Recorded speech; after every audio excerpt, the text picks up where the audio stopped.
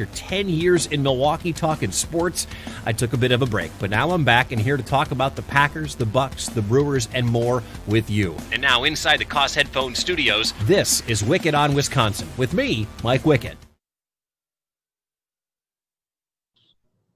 Another episode of Wickett on Wisconsin. I had to get on my guy Eric Name from The Athletic as we are we're 1-1 here after a couple of Bucks games in the postseason inside this bubble. And Eric, I appreciate it. I want to jump right in here.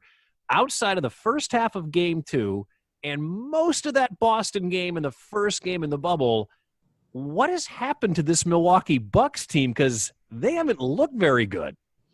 No, they have not. They are, I think, struggling to try to figure out exactly. I mean, it's not trying to figure out who they are. It's trying to remember who they are. They've been a great basketball team for the entire year. They've been the league's best defensive team, one of the best defensive teams in modern history. So they need to regain that form. And I think the big thing to me has just been there's a level of carelessness defensively that is just unacceptable if you want to be a great defense. Like you can't go out there and not worry about, there's, that pick, whatever, that's fine. Like you have to have a level of energy, and they just really haven't had that. And I thought one of the big things that they did in game 2 was instead of having Eric Bledsoe stay away from Markelle Fultz, who's a terrible shooter. Like it's a good idea to stay away from Markelle Fultz. He's a terrible shooter. Like encourage him to shoot the basketball. They essentially said, no, go pick him up full court. Like we want you in his shorts the whole game. And I think Bledsoe's just such a big part of the energy defensively that maybe that's not the right thing to do tactically. Maybe strategically you should let him shoot whatever he wants to do. Like you should just let him go with it. They decided, let's go be ourselves. Let's go out there and let's actually defend. And I think that's what you saw. Obviously, they had 2 30-point quarters in the middle of the second and third quarter in game 2. But I think overall the energy was so much better and the execution was so much better defensively that's how you're going to see them defend the rest of this series. And then obviously they'll hope to go on and defend in the second round that way, in the third round that way, and then in the finals that way. Do you think that people have figured a few things out? Like last year, the book was out, pack the middle and make others beat you. That was the Toronto Nick Nurse game plan. Everybody is figuring that out. Do you think on the other side, it just is bomb away from 3? Because it seems like Milwaukee just doesn't have any interest in defending the 3 other than, get an arm out there. I mean, a couple of times even Giannis didn't get out to defend the 3-point line. And this isn't college. This is the NBA. Teams are littered with guys that can hit threes. Yeah, I think it's a little bit more sophisticated than that. And I think the big thing with the Bucks is they give up more above the break threes than anybody. What I mean by above the break is the arc literally is an arc, and then it goes straight in the corners. So outside the corners, that's above the break. They give up more above the break threes than anybody. But what their goal is to give up above the break threes, because those are harder to hit than corner threes, and then give those above the break threes to guys that don't shoot. So game 1, you see a guy like Gary Clark. He takes 12 threes. He hits 4 of them. So 33% for him. That's better than his career average. 12 three-point attempts is his career high. He scores 15 points in the game. That's a career high. They're looking for guys that shouldn't be able to beat them to beat them. And I've heard our analytics guy at The Athletic, Seth Partnow, refer to it as kind of casino-style defense, where you're going to give up some of the low probability plays that, okay, you want to try to make your money this way, go for it. Every once in a while, you're probably going to hit. But for the most part, the house wins. And that's the goal for the Bucks, is that they want the house defense to win. And what they do is obviously give up a bunch of threes. Now, where that becomes a problem is the playoffs. There's more – every team has better shooters. There's no you stink, shoot it, we don't care, guys. There's a whole lot of, okay, you're pretty good, but you could actually hurt us. So I think where this really comes into play is obviously outside of this first round against Orlando. When you look at what the Heat can do, they are the best above-the-break shooting team in the entire league. So that's a huge concern. You look at a team like the Raptors, you look at a team at the Celtics, like those are all teams that can really hurt you from deep. And that's where it becomes a concern. And I think that's really where the real questions come. Like there's no doubt that their defensive style works over an 82-game schedule. But there is some doubt whether or not that works in a 7-game sample size. Do you think it will work once we get in? I mean, again, they can play house defense against Orlando. But right. Do you think that this formula will get them back to the conference finals and beyond? I do. I mean, I went into this playoff saying I think the Bucks end up winning the championship. Before the playoffs started, I said Bucks over Clippers in 6, and obviously, I don't feel super great about that because the Bucks look terrible thus far. I assumed that they would actually look like the team that they had been the entire season. So there is some concern in that, but I do think there's just so much talent on this team, especially defensively. Like, it's really rare to not just have one all-defensive player, not just have two all-defensive players. Like, they have 3 guys that legitimately, between Brook Lopez, Eric Bledsoe, and Giannis Antetokounmpo, that are all defensive players. And honestly, Brook and Giannis should both be in contention for Defensive Player of the Year. That's how good they are. So to have that much defensive talent, even if the scheme is a bit flawed, maybe there's some concerns in the playoffs, to have that much defensive talent, add in Chris Middleton, who's a great defender, add Wesley Matthews, who's a great defender, Dante DiVincenzo, George Hill, go down the line. There's great defenders all over the team. To have that much defensive talent and not make a deep run, I have to think through all of these things that could possibly go wrong to get to a spot where I'd really, truly believe that I could pick someone in the Eastern Conference. Like, I think you have all of that, and then on top of it, in the NBA, the best player wins a series, period. That's how it goes. Everyone last year wants to talk about the Raptors and, the defense, and they figured out Giannis. They could do it again this year. Sure. They also had Kawhi Leonard, who was the best player in the playoffs last year. Like, whether or not anyone wants to admit that, that was the best player in the league for the entirety of the playoffs, and that's why the Raptors won. He outplayed Giannis, period. Giannis will tell you it. Kawhi will tell you it. Anyone in the Bucks organization will tell you it. Kawhi was better than Giannis. That's why the Raptors won. Did all of these other things go wrong? Yes. Did Eric Bledsoe not play as well as he could have? Yes. Did Brook Lopez miss a bunch of threes? Yes. Was Chris Middleton down a little bit? Yes. All of those things are true. But Kawhi outplayed Giannis, period. Like, that's where it all starts. If your guy, your number one guy, isn't at the very tippy top, you don't win playoff series. That's just how it goes. It's crazy to think that one prayer of a shot in the corner by Kawhi against Philly, if it bounces, a quarter inch to the left, we don't have to worry about Kawhi. We don't have to worry about Drake massaging Nick Nurse. We don't have to worry about any of that crap. If they had faced Philly, do you think they go on to the finals? Yeah, that Philly team just isn't a team that challenges the Bucks in the same way as they do the Raptors. They do a really nice job at Embiid. Brook Lopez is so strong in the post that that Sixers team isn't really one that ends up giving the Bucks a ton of problems. Obviously, there was the Christmas Day game where they blew them out. I understand. Yeah, that would just put it away.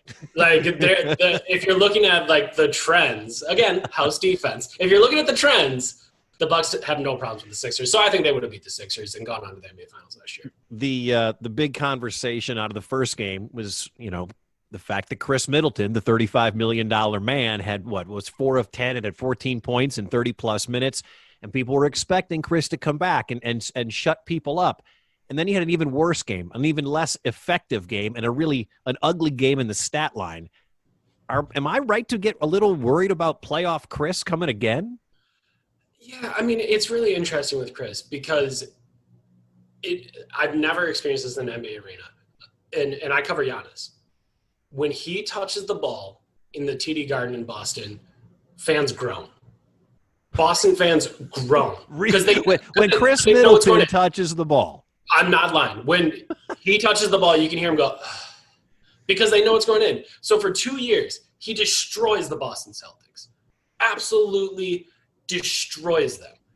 And yet, those ones don't count for some reason because they happen against the Celtics, I guess is the reasoning. I'm not 100% sure why. So those two, his two best playoff series, get thrown out for some reason. Not 100% sure why, but that's how it goes. So then instead the focus is his first real playoff series against the Toronto Raptors in Giannis in his first real run, where he ends up having a flu so bad that they had to stick a syringe down his throat and pull out pus.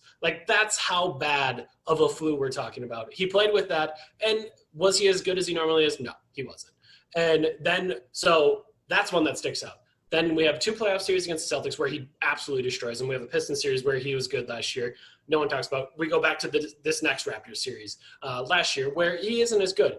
But he also covered Kawhi Leonard on one end and then was covered by Kawhi Leonard for the first 3 games of the series, who, as I said, best player in the playoffs. I think it's a little bit unfair But again, anyone who listens to this and anyone who has ever, I guess, taken in any of my work is going to say, Eric, you're a Chris Middleton homer. You always have been. You sound like a Chris Middleton apologist is what they're going to tell you. Every time. Because, and again, like, I really struggle with the idea of you've had one of the 50 best players in the league for the last 5 seasons, and Bucks fans are like, nah, he's just not good enough. Okay, every team in the league would love to have Chris Middleton on their team. So that's always been the stance that I've taken, and thus I've always been a Chris Middleton apologist, which is totally fine. Like, I get it. People want to label me that, and that's fine. So what I will say, Chris has not been good enough thus far. He just hasn't, period. There's no denying it. There's no really way around it. And he has to be better. Like, I just don't think that, one, I don't think he's given enough credit for what he always does. Like, he's for the most part, he's good. And even on the series where he's bad, he's still good. Not as good as he normally is, but he's still good. But this is a big postseason for him. And he knows it. The Bucks know it. Everyone knows it. That Chris Middleton has a chance to silence some of those critics, to go out, and this was an all-NBA season for him. He should be third-team all-NBA, and if he isn't, he should be just outside of it by voting. And he now has to go prove, I can be this guy in the playoffs. Through 2 games, he hasn't. I think he'll, find a way to return to his form and be great again, but maybe he won't. And if he doesn't, then he deserves all of the criticism. Do the Bucks have a bubble MVP not named Giannis? Like, is there one guy you've seen in the 10 games so far that has really stood out, or has it all been underwhelming? I think it's probably Brooke. Brooke has found a way to it's Brooke or Pat. Pat's shooting almost 50% from 3 in the bubble in between seeding games and now in the postseason. So Pat has been fantastic. I think Brooke has been very good throughout as well. Brooks found his 3-point stroke, which is huge. Last year in the playoffs, he shot 29%. This season, he shot 31%. If he shoots around 35, 36%, the Bucks really become tough to cover. Obviously, assuming Chris Middleton returns to form. But Brook Lopez has been very good and has been up above where he normally is. So I think Brook Lopez, Pat Connaughton would be the 2 guys in the bubble. And then as far as the opposite side, grab anybody on the roster. Like, they just really haven't been themselves.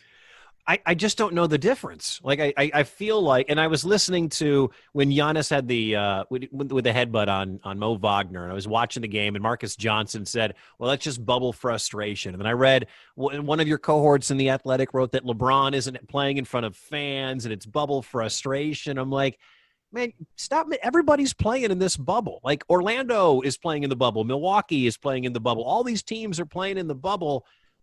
I know it's hard. I know it's different. But you don't have any unfair disadvantage. Right. And so I think the one thing that's really interesting to me, and I was actually thinking about this right before we started, was, I saw a tweet from the Bucks that was like, hey, Bucks playing in 24 hours or whatever it is.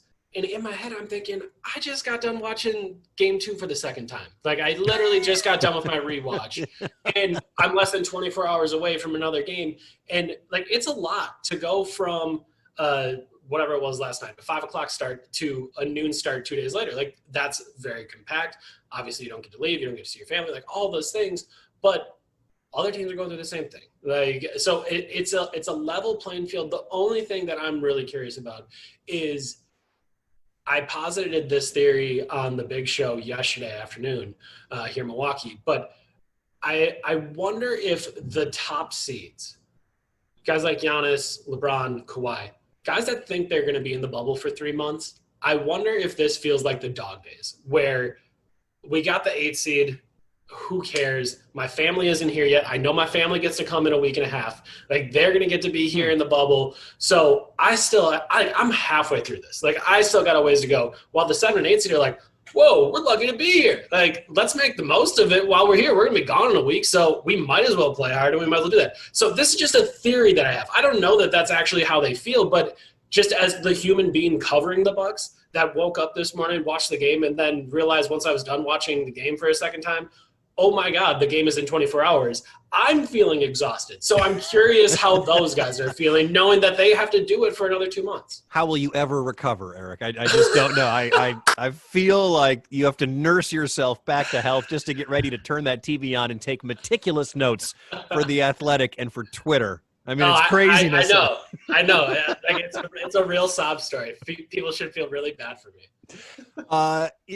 You mentioned we've been touching a little bit on Eric Bledsoe, and I think my favorite Eric Bledsoe is drive and kick Eric Bledsoe. I hate it. I always make this analogy. Like when Alcides Escobar hit a home run on opening day, it was going to be a long year for the Brewers shortstop because that's all he was going to try to do. Right. When Bledsoe hits that first three, it's like you just know he's going to jack up 12 threes, and I don't want to see that. But yesterday, it was contained Eric Bledsoe. It was drive and kick Eric Bledsoe. I honestly believe if he plays within himself and this team relaxes, they're on their way to the NBA Finals. I don't think there's anybody that can beat them when Bledsoe's playing at his best. I mean, the good news for you is the Bucks coach agrees with you. Mike Budenholzer, for the last 2 years, has always said, we are at our best when Bledsoe's at his best, period. Like, you can't say that about Giannis because Giannis is so often at his best. You can't say that about Chris because Chris is so often at his best. Like, if we're talking about what real ceiling raisers look like I think Chris is a floor raiser. I think Giannis is a floor raiser. Those guys are going to mean this is our standard, and we're always going to be here. And when they play a little bit better, like, you can move up a little bit. But if it's Bledsoe, you can go from here to all the way up here. Like, he's that guy. He's the guy that really raises their ceiling.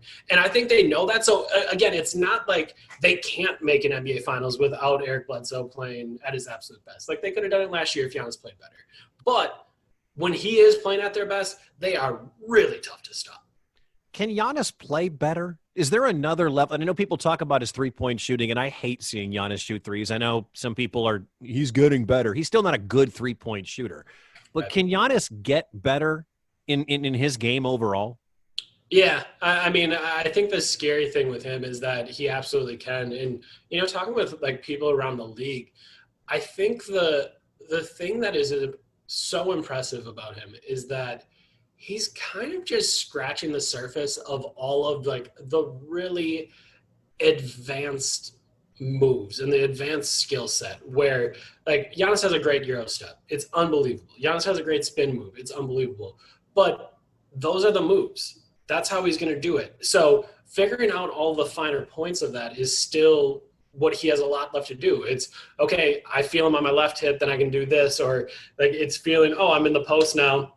There's a double team. I can pass it over that way. Like, he's still figuring out a lot of those things, which is why I think the wall that teams trying to put up around him is so effective still, is because he still does have so much to learn. He still does have a lot to kind of go through. I think his post moves can be refined quite a bit. I think he can find a mid-range jumper. I was just going to say, will he ever find a 20-foot consistent jump shot? I don't need him to be Rip Hamilton or even Chris Middleton, but will he ever find a consistent 20-foot jumper or, a back to the basket fadeaway? That to me is missing from his game because he's unstoppable going to the rim. It's everything else. Right. Yeah, I mean, I think the tough thing, too, is that it's really tough for him to get credit for improving in those regards. So, like, this year he shot 41% from long-range mid-rangers. So anything longer from 14 feet into the three-point line. So anything in between there, he shot 41%. That is about 60th percentile in the league. So it's good. It's not great, but it's good. And that's not going to be enough. And if you look at his three-point shot, so he's shooting 30% on 5 threes per game. That's good, but he's not going to get the Ben Simmons makes a three in a scrimmage and now all of a sudden Ben Simmons has a three-point shot. It's because it's so gradual that it's really tough for all of us to just be like, yep, he's got it now. And I just think it's going to be really difficult for that moment to ever happen. That his limbs are just so long, and, like, no matter how you're trying to put together, like, a shooting form, it's going to be difficult. And I think one of the things when you watch him shoot, just the way that he has to move his legs, like, if he's setting up for a jumper, like, you see his knees go in like this together, and the way for him to get low is kind of to do that because there's just too much leg, man. Like, there's like too much leg. There's too much, like, there's so much that he has to. Like, you look at Kyle Korver, it's this short, sweet, concise shooting stroke. Well, he's only 6'6". Like, he can only jump so high. He only has so much of this stuff. And Giannis has all of these things that I don't know if he's ever going to get to it. Right. I don't know if he's ever going to get to a spot where it's like, yep, that he's, shooting 35, 38% from the three-point line. Like, I don't know if he'll ever get there just because he has so much other stuff to do. And he does so many other things that I think it's really hard to just be like, all right, all I'm going to do this summer is just shoot. He's got so much other stuff to learn first. Injuries to Gordon Hayward, an injury to Ben Simmons. I assume they run the next three on Orlando, but let's just say they survive and they beat Orlando. Does it just come down to Milwaukee, Miami, and Toronto? Ooh, I think recently I've kind of swung over to Boston beating Toronto. I think even with the injury to Hayward? Yeah, I just really like a lot of what the Celtics do. I think they're really tough. They have a lot of ball handlers. They have a lot of people that can create off the dribble. It's not what a lot of other teams have. And I think even when you look at the Raptors, they're great defensively. They work really hard. But at the end of the day, like, Pascal Siakam still has a ways to go. Like, if we're talking about Giannis's trajectory, like, he's probably 2-3 years behind Giannis right now, where he's not in the MVP conversation yet, but he is just like starting to figure out how he can be a great basketball player. Kyle Lowry's a little bit limited. So I'm not sure. And again, I've been toying with it. I don't know if I think Boston beats Toronto, but I do think there is something there. Miami on the other side. And I think when you look at all of those teams, Miami tactically is built to beat the Bucks. Offensively and defensively, all their tactics, all their strategy, that's how it's kind of drawn up. They probably don't have the talent. Like, Jimmy Butler being your best player, Giannis is better than him. And that just makes all of this really tough. And then if you look at the Raptors, the Celtics, I think you can say the same thing. Jason Tatum maybe could challenge Giannis in a series for best player in the series, but I think other than that, you're looking at the Bucks. Again, if they play the way that they can play, kind of going through the East and getting to the finals. Well, we will talk more. Hopefully I'll get you back on the podcast if it's the Heat, if it's the Raptors, if it's the Celtics, who knows. I want to thank you for coming on. You can read Eric in The Athletic on Twitter at Eric_name, Nehm. And Eric, I want to wish you nothing but a healthy recovery as we get ready for game number 3. I mean, it's the toll it is taking on your body rough, and your man. mind. It's rough. I mean, I don't know how you're ever going to be able to get back on Twitter and write another story in just 48 hours since that last game. Less than 48 hours, because it's an early tip on Saturday. Right. Oh, my gosh. I mean, I got the ice bath ready to go this afternoon. Like, we're going to try to get me stretched out, work on the finger calisthenics a little bit, see if I can get myself going. Don't let anybody ever tell you the media's soft. Eric, thanks for coming on, man. I appreciate it. Thanks for having me. Hey, thanks to Eric Nehm for joining me. I appreciate him coming on and chatting about the Bucks, and we'll talk some more about that in a second. But I've been meaning to get to this ever since it happened, and that is the incident surrounding Tom Brennaman, the television voice of the Cincinnati Reds, and you also hear him call a lot of games on NFL Sundays for the Fox network. Now, if you're unaware of what happened, this was a game a couple of days ago where the Reds were facing the Kansas City Royals. And if you missed it, this is what the voice of the Reds said when he didn't realize that his microphone was hot coming back from a break on the Cincinnati Reds broadcast. The fag capitals of the world. Wowza. Wowza, wowza, wowza. Okay, so as a guy who has done his fair share of live broadcasts, I could not believe that a veteran like this would not know that his microphone was hot. How does that guy not know his microphone was hot? There are separate issues here. There are a lot of separate issues. There are a ton of issues here, and I'm not going to have 2 hours to talk about this, but there are a lot of issues to get to here.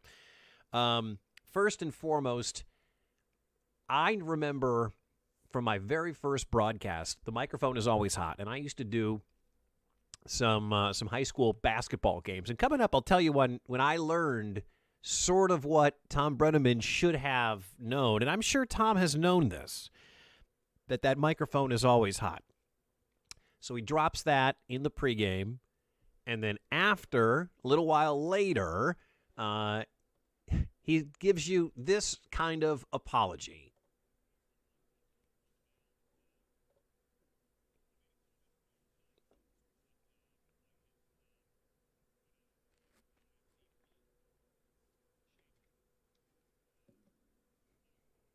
You do it every year.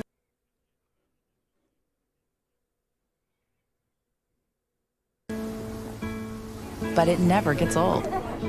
Pack everyone in the car and head out to the beach. To stay in that familiar home with familiar faces. Castellanos to Lee, very, very sorry.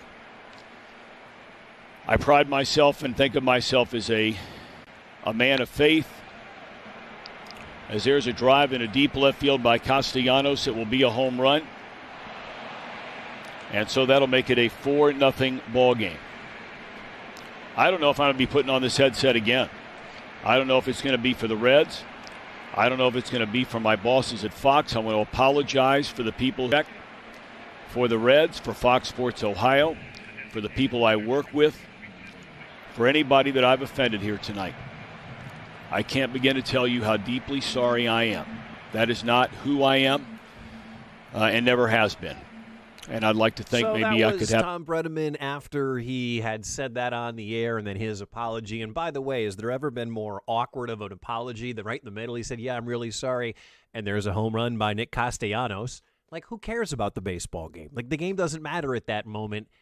And what strikes me about that apology, aside from it being completely insincere, he apologized for the people that sign his paycheck. Like that matters. Like that is, and no one's sitting at home thinking, God, that was an offensive thing to say. That was a stupid thing to say. How in the world could you possibly say that?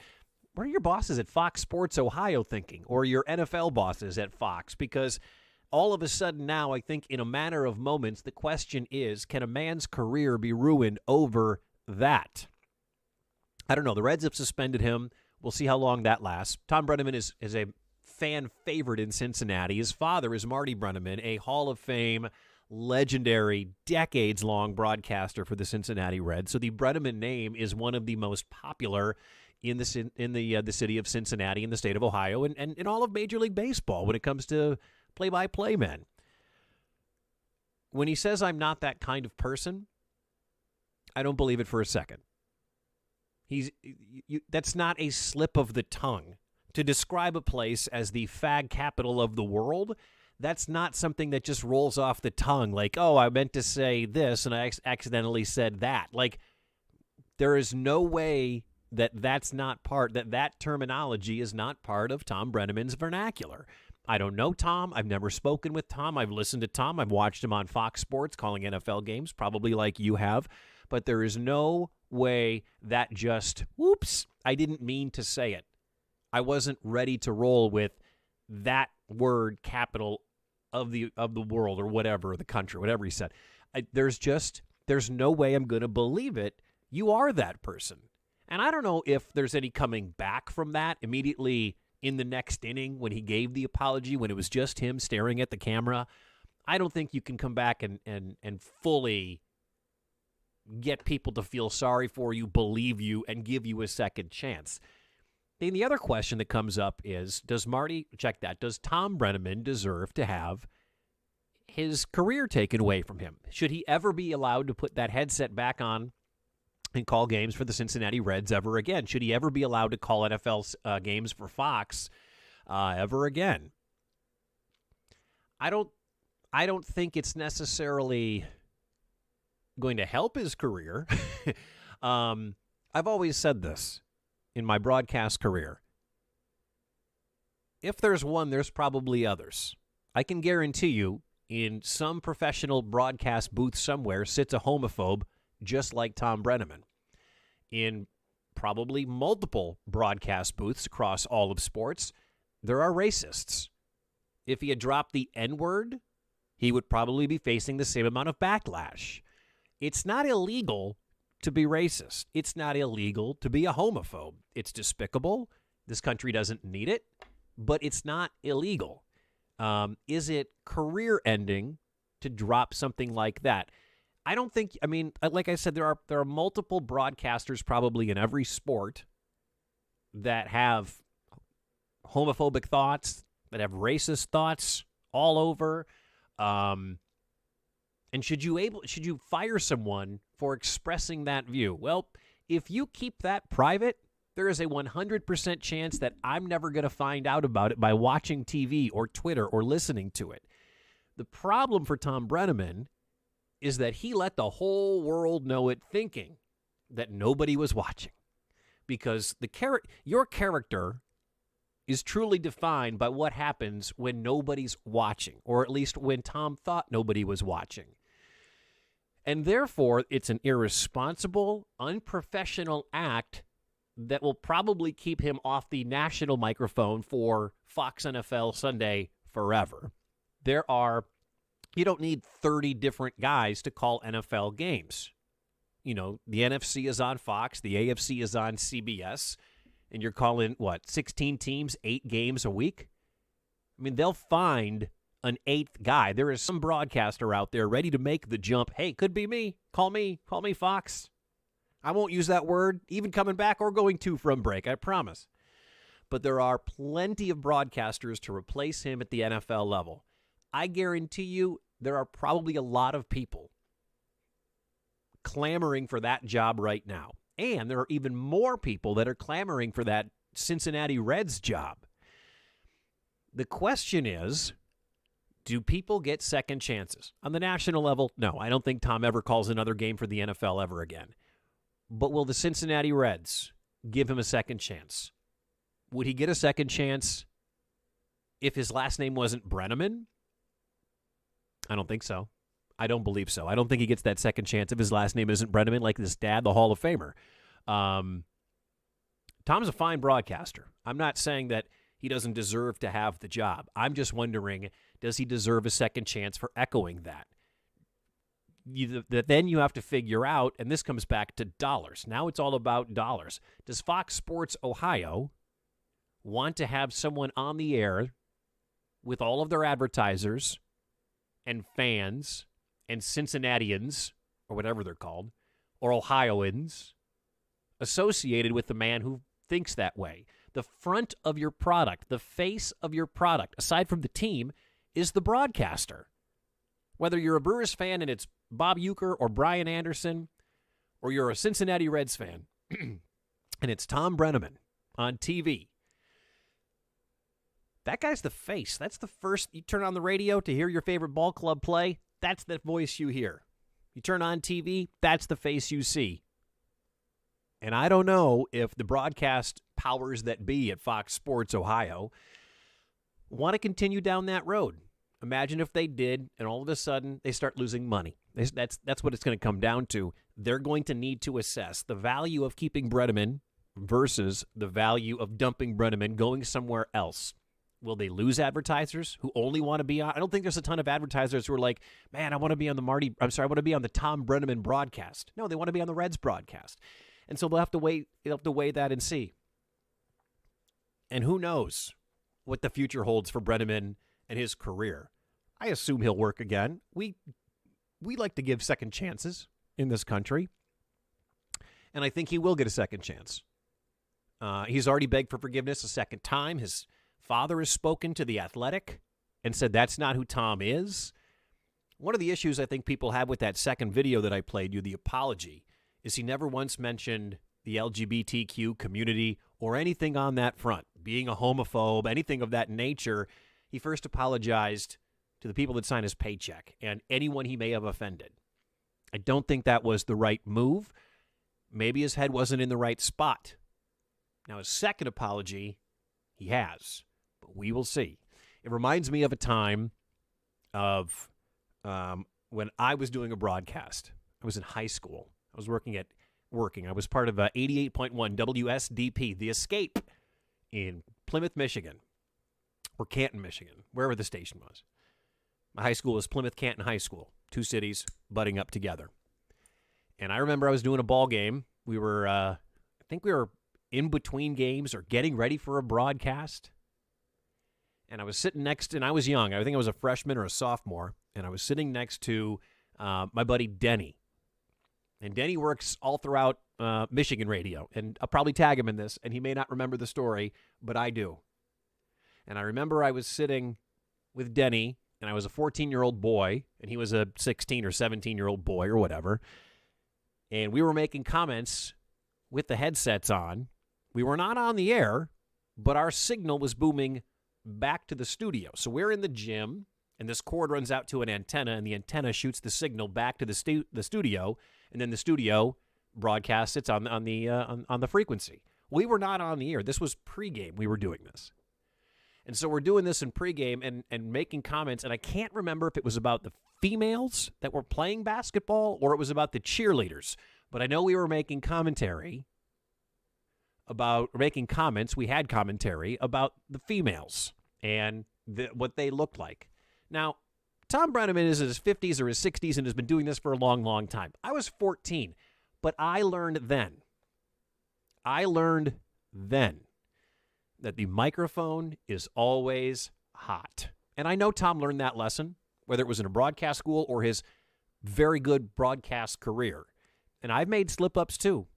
We all have, all right, where you said a word, or I called something BS once when I was working in Kansas City.